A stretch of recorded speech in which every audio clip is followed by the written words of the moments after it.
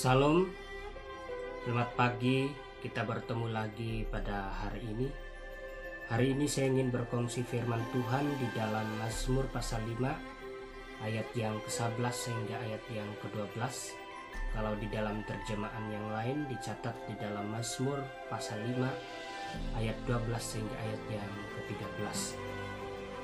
Mazmur 5 ayat 11 sehingga 12 di bawah tajuk doa pada pagi hari, dan tema kita hari ini orang benar diberkati Tuhan. Nah, sebelum kita meneruskan pembelajaran kita pada hari ini, saya mengajak kita bersama-sama berdoa. Bapa di surga, Tuhan kami Yesus Kristus, kami bersyukur atas kebaikan-Mu pada pagi hari ini. Pada pagi hari ini kami mau mendengar firman-Mu. Kiranya Engkau menyertai supaya kami dapat memahami firman-Mu yang sebentar lagi kami kongsikan bersama-sama. Hamba-Mu yang tidak ada pengertian, urapilah, supaya apapun yang Hamba-Mu sampaikan biarlah sesuai dengan firman-Mu. Dalam nama Yesus kami berdoa, mari kita katakan bersama, amin. Saya membacakan teks pembelajaran kita pada hari ini di dalam Mazmur pasal 5 ayat yang ke-11 hingga 12. Saya bacakan di dalam terjemahan baru. Tetapi semua orang yang berlindung padamu akan bersukacita. Mereka akan bersorak-sorai selama-lamanya, karena Engkau menaungi mereka, dan karena Engkau akan bersukaria orang-orang yang mengasihi nama-Mu. Ayat yang ke-12, sebab Engkaulah yang memberkati orang benar, ya Tuhan. Engkau memegari dia dengan anugerah-Mu seperti perisai. Demikianlah pembacaan firman Tuhan. Saudara-saudari yang dikasihi Tuhan, menurut pandangan kita secara umum, orang yang benar itu kira-kira yang bagaimana menurut kita? Kalau kita merujuk Alkitab, orang yang benar itu adalah orang yang tulus dan jujur di hadapan Tuhan. Namun tetapi kita jangan cepat menyimpulkan bahwa orang yang benar itu pasti orang yang kudus, orang yang sempurna, orang yang hidup tanpa dosa. Tidak. Saya ingatkan sekali lagi bahwa sama ada orang benar atau tidak, sama-sama tetap berdosa di hadapan Tuhan. Tiada satupun manusia yang tidak ada dosa. Semua manusia tetap berdosa. Saya mengambil contoh yang pertama, Abraham. Abraham dibenarkan Tuhan bukan karena dia baik, kelakuannya baik, tidak. Abraham dibenarkan oleh Tuhan itu karena iman dan tindakan-tindakannya. Contoh yang kedua, Ayub. Ayub dibenarkan Tuhan atau dipandang Tuhan sebagai orang yang saleh, jujur, takut akan Tuhan dan menjauhi kejahatan. Perhatikan Ayub pasal 1 ayat 1 di dalam terjemahan baru saya bacakan. Ada seorang laki-laki di tanah Hus bernama Ayub. Orang itu saleh dan jujur. Ia takut akan Allah dan menjauhi kejahatan. Namun tetapi kita tidak dapat, atau kita sama sekali tidak dapat menyimpulkan bahwa Ayub ini hidup tanpa dosa. Saya ingatkan sekali lagi seperti yang saya katakan tadi, bahwa semua manusia berdosa dan tidak ada yang sempurna, termasuk Ayub sendiri. Walaupun dia dipandang saleh, jujur, takut akan Tuhan dan menjauhi kejahatan, tetapi bukan berarti Ayub tidak ada dosa. Ayub tetap ada dosa. Tetapi kenapa dia dipandang benar oleh Tuhan? Karena kesalihannya, kejujurannya, ketakutannya akan Tuhan, dan dia tulus di hadapan Tuhan sebenarnya. Contoh yang ketiga, Nuh. Nuh dipandang benar oleh Tuhan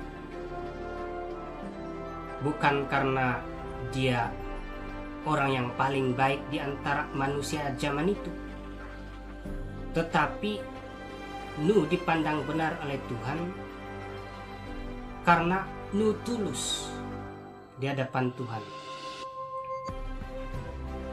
Mari kita perhatikan Kejadian pasal 7 ayat 1, saya bacakan di dalam terjemahan baru.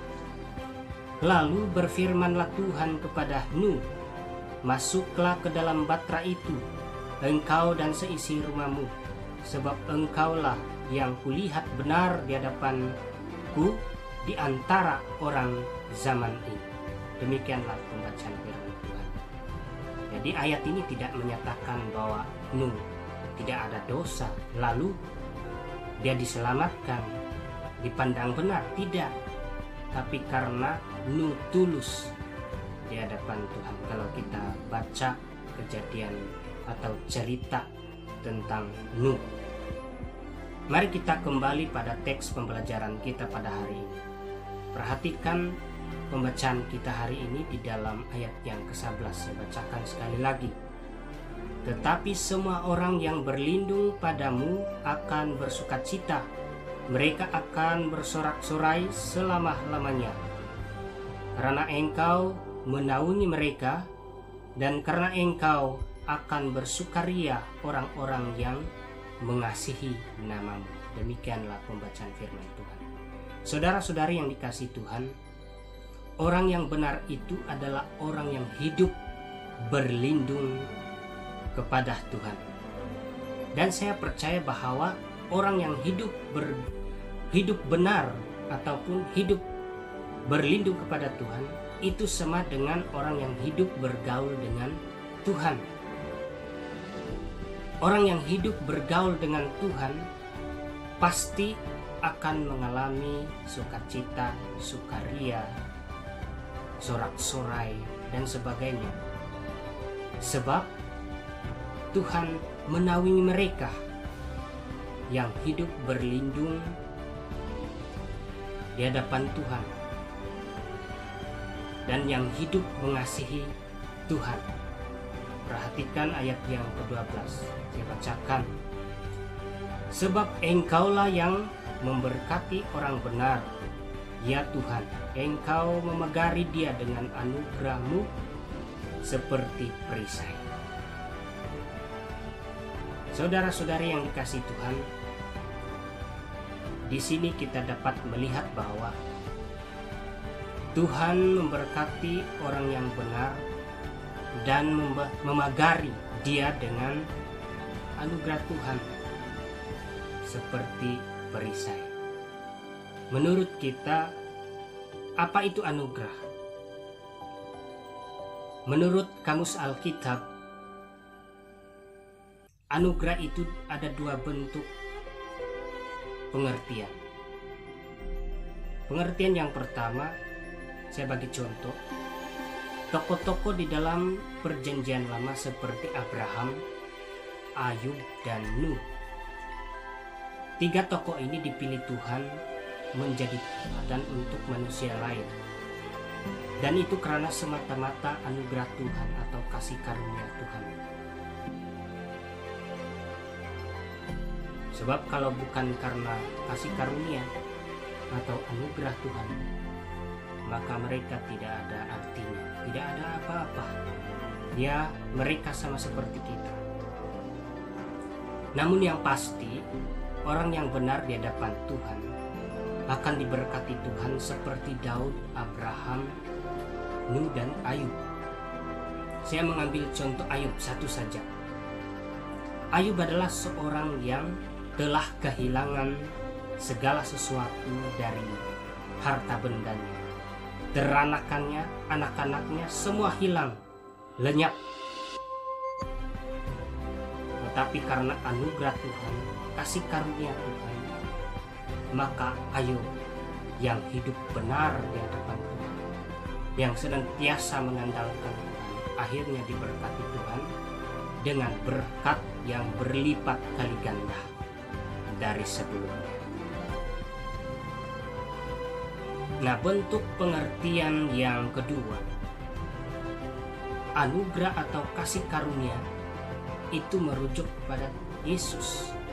Yesus adalah kasih karunia Allah yang diberikan kepada kita supaya kita yang berdosa diselamatkan melalui Yesus. Jadi kita diselamatkan itu karena anugerah atau kasih karunia Tuhan. Jadi kita tidak dapat membanggakan diri bahwa keselamatan itu kita peroleh daripada amal baik kita, perbuatan baik kita. Tidak. Tapi kita diselamatkan oleh kasih karunia Tuhan, anugerah Tuhan. Itulah arti pengertian yang kedua tentang anugerah. Jadi berkat itu juga anugerah Tuhan yang diberikan percuma kepada kita.